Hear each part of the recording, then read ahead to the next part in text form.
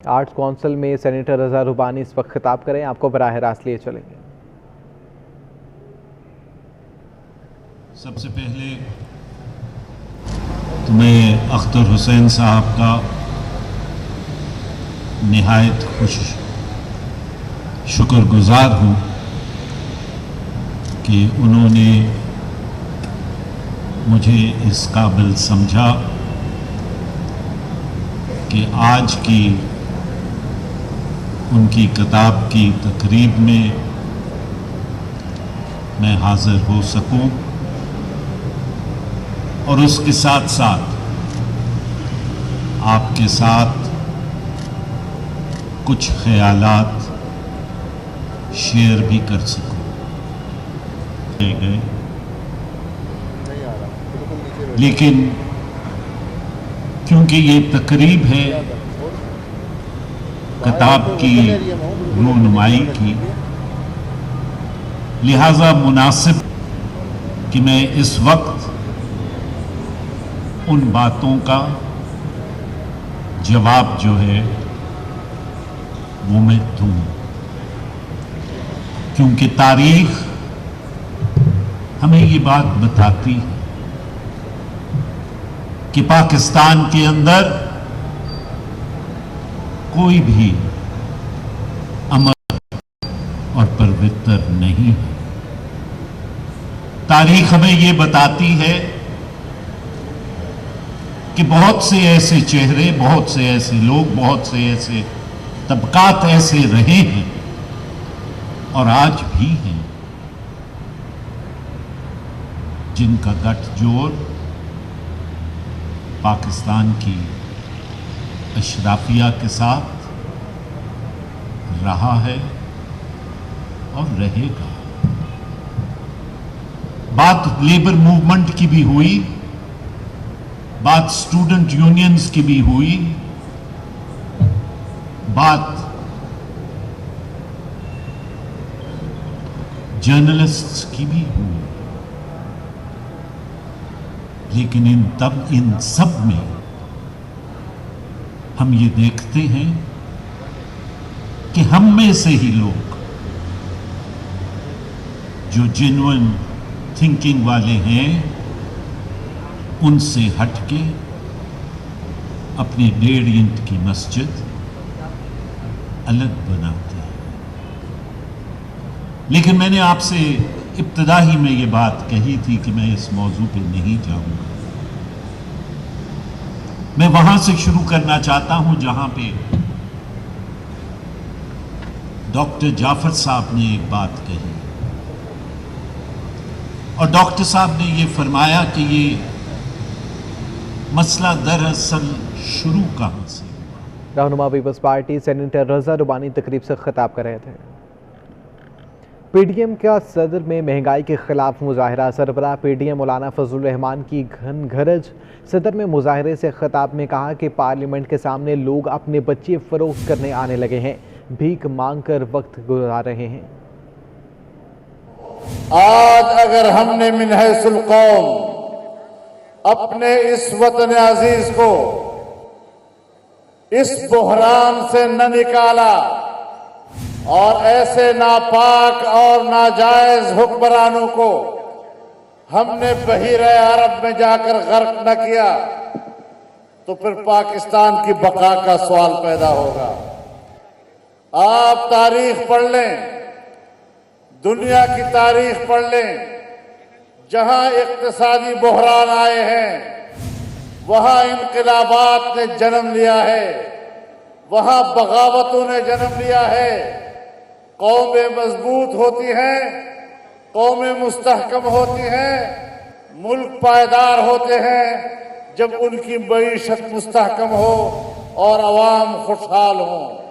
लेकिन आज इस मुल्क को कहां पहुंचाया जा रहा है? हम भीख मांगकर दिन रात गुजार रहे हैं।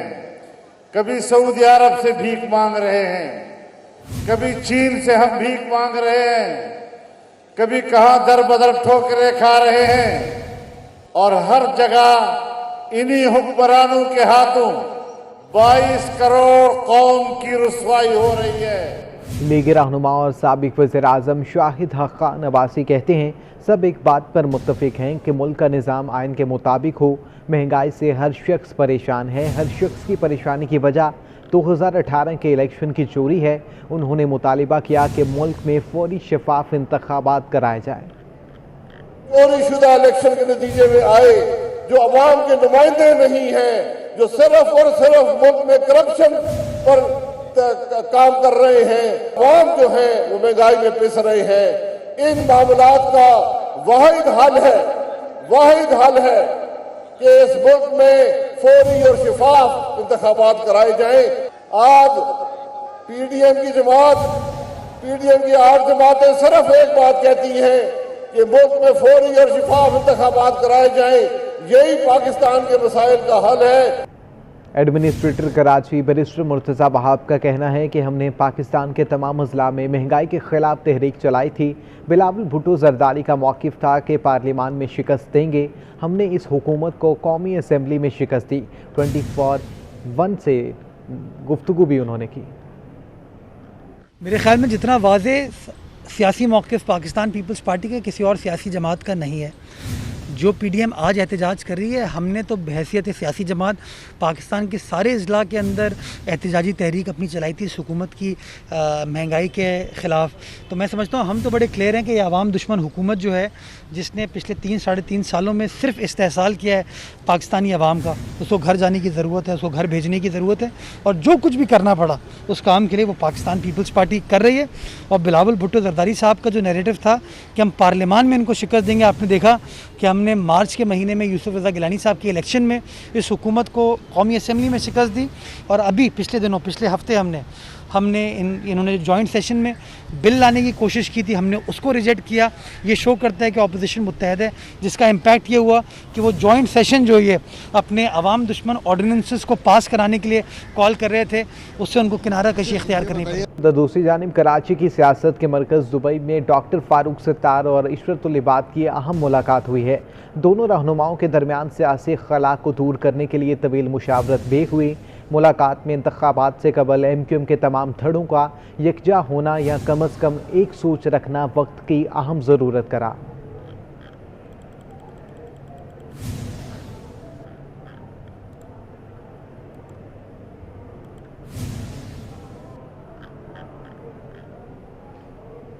डॉलर की ऊंची उड़ान के असरात ने अपने घर का ख्वाब भी मजीद मुश्किल बना दिया है। 1 टन सरिया 5,000 रुपये इजाफे के बाद 1,95,000 रुपये पर पहुंच गया। FPCCI के नायब सदर आरिफ जेवा ने कहा कि बहुत से शहरों में जारी प्रोजेक्ट्स पर काम बंद होना शुरू हो चुका है। डॉलर की बढ़ती कदर ने अपना घर बनाना मजीद मुश्किल बना दिया। पैदावारी लागत में इजाफे पर सरिये की कीमत में फिर इजाफा कर दिया गया। फी टन सरिये की कीमत 5,000 रुपए के नुमाया इजाफे से 1,95,000 रुपए की नई बुलंद तरीन सतह पर पहुँच गयी। FPCCI के नायब सदर आरिफ जीवा का कहना है कि 1 साल में 1 टन सरिये की कीमत में 70,000 रुपए का इजाफा कर दिया गया है। साथ ही 1 साल में 1 बोरी सीमेंट भी 172 रुपए महंगी हो चुकी है। मुसलसल इजाफे पर हुकूमत कोई एक्शन नहीं ले रही, क्योंकि सिर्फ और सिर्फ 1 साल के अंदर 550 रुपए पर स्क्वायर फीट, सिर्फ 550 रुपए पर स्क्वायर फीट स्टील के ऊपर इजाफा हुआ है। सीमेंट और बाकी तमाम चीजें अलग है। हम जब कैलकुलेट कर रहे हैं आज बैठ के,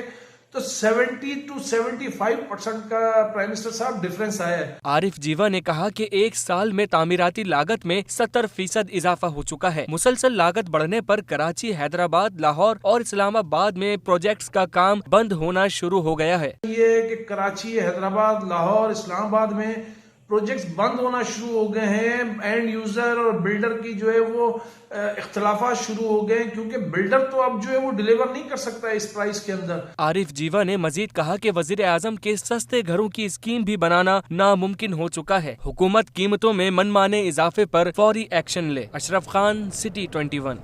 मौजूदा हुकूमत अवाम को वापस पत्थरों के दौर में ले जाने पर तुली हुई है।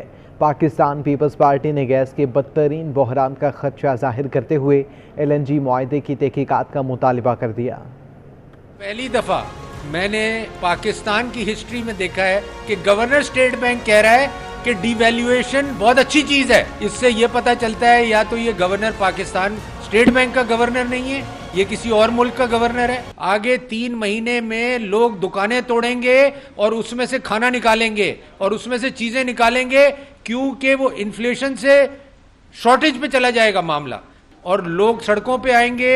लोग एंटी व्हीकल लिफ्टिंग सेल ने कार और मोटरसाइकिल लिफ्टर्स के खिलाफ ऑपरेशन तेज कर दिया है। 2 माह में बरामद 39 गाड़ियां मालिकान के हवाले कर दी गई।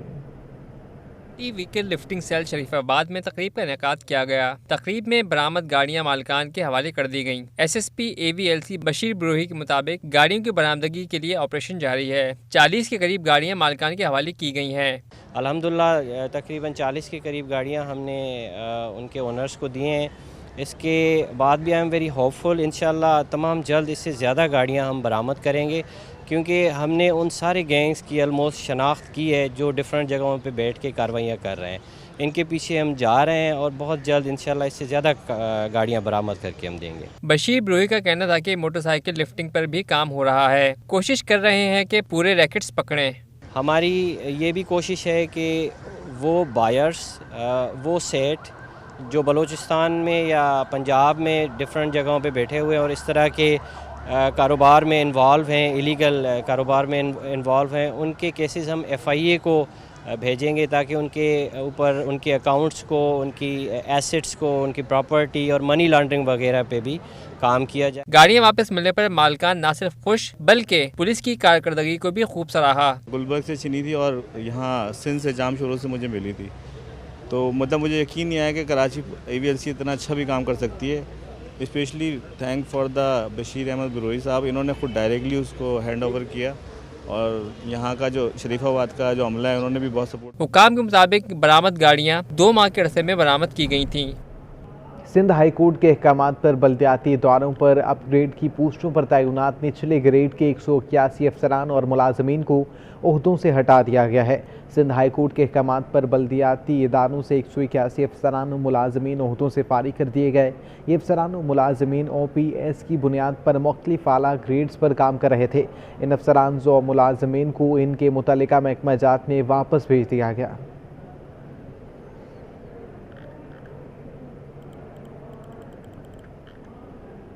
बुलेटिन में अब बात करेंगे डेंगू मच्छर की। सिंध में डेंगू मच्छर ने अपने पंजे गाड़ दिए हैं। साल 2021 में 4,500 से ज़्यादा अफराद डेंगू का शिकार हो चुके हैं। अक्टूबर का महीना डेंगू से सबसे ज़्यादा मुतासिर महीना रहा। साल के 10वें महीने में सबसे ज़्यादा 1895 अफराद डेंगू के मर्ज़ में मुब्तला हुए, जबकि नवंबर के 12 दिनों में 695 अफराद डेंगू से मुतासिर हो चुके हैं। रवां साल ज़िला बस्ती में 809 और शर्की में 747 अफराद डेंगू का शिकार हुए हैं।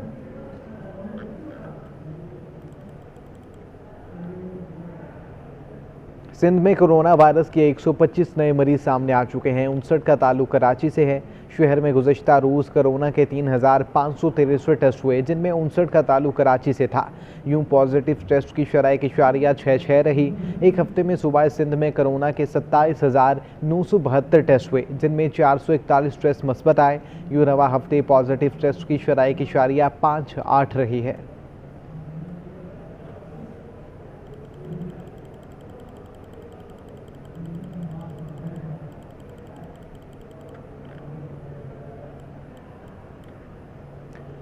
महकमा रेलवे की नाकिस कारकर्दगी, ट्रेनों का लेट होना मामूल बन चुका है। रहमान बाबा एक्सप्रेस 3 घंटे ताख़िर का शिकार रही, जिस पर कराची से पेशावर जाने वाले मुसाफिरों को घंटों कैंट स्टेशन पर इंतजार की अजियत का सामना है।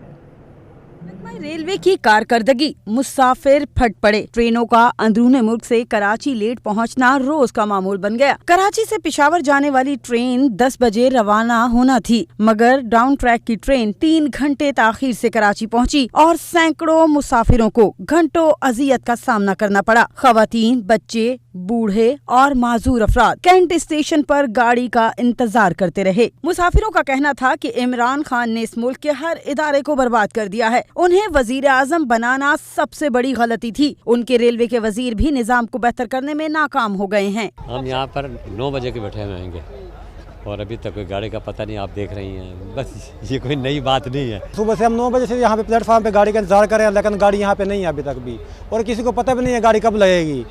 छोटे छोटे बच्चे जलील हो रहे हैं। यहाँ पे गर्मी भी खासी है, कराची में औरतें भी बैठी हुई हैं, सब प्लेटफार्म पे जमा है। मुसाफिरों में स्टूडेंट्स भी मौजूद थे। कहते हैं कल सुबह 11 बजे पेपर है, मगर लगता नहीं पहुँच पाएंगे। रहमान बाबा का हमारा ट्रेन है और कल हमारा पेपर है 11 बजे। अभी कितनी हमें टाइम वेस्ट हो रहा है, पता नहीं हम कल पहुँच भी जाएंगे यानी। हमारे सारे साथी कड़े हुए, हम 25 लोग हैं। हमारा कल पेपर है। हमारा कल पेपर है, टेस्ट है ओईसी की तरफ से। ख्वार हो रहे हैं, जलील हो रहे हैं, इधर खड़े हम 15-20 लड़के हैं, अभी तक ट्रेन नहीं आई है। 10 बजे की ट्रेन है, रहमान बाबा हम लोग आए हुए हैं टाइम से, अभी तक पता नहीं सुनने में आ रहा है कि लांडी स्टेशन पे ट्रेन खड़ी हुई है, कब आएगी यहाँ पर, हम लोग कब जाएंगे, हमारे कल पेपर्स हैं। मुसाफिर ट्रेनों के लेट आने पर शदीद अजियत में मुब्तला हैं, मगर महकमा रेलवे की कारकर्दगी ठीक होने का नाम ही नहीं ले रही। कैमरामैन फरहान अहमद के साथ आदिया नाज, कराची। यहाँ पर आपको आगाह करें, DGFIA डॉक्टर सनाउल्लाह अब्बासी का कराची एयरपोर्ट का दौरा।